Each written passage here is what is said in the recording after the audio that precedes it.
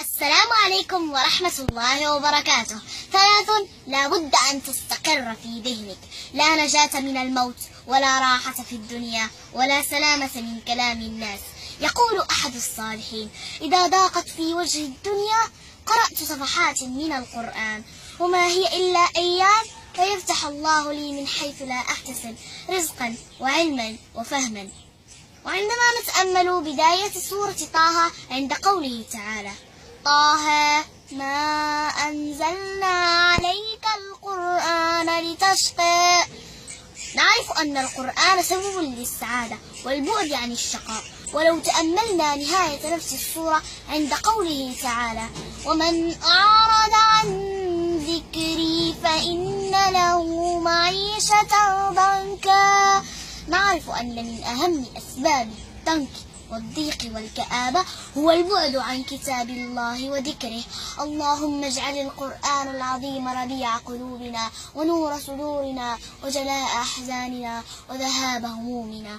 تأملوها يرحمكم الله. ما أجمل الفجر، فريضته تجعلك في ذمة الله، وسنته خير من الدنيا وما فيها، تجتمع فيه ملائكة الليل والنهار. إن قرآن الفجر كان مشهودا.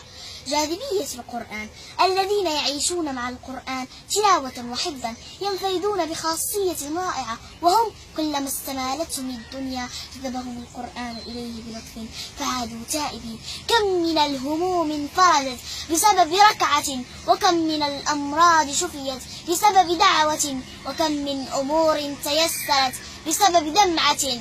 بثوا شكواكم لخالقكم فإنه يجيب دعوة المضطرين.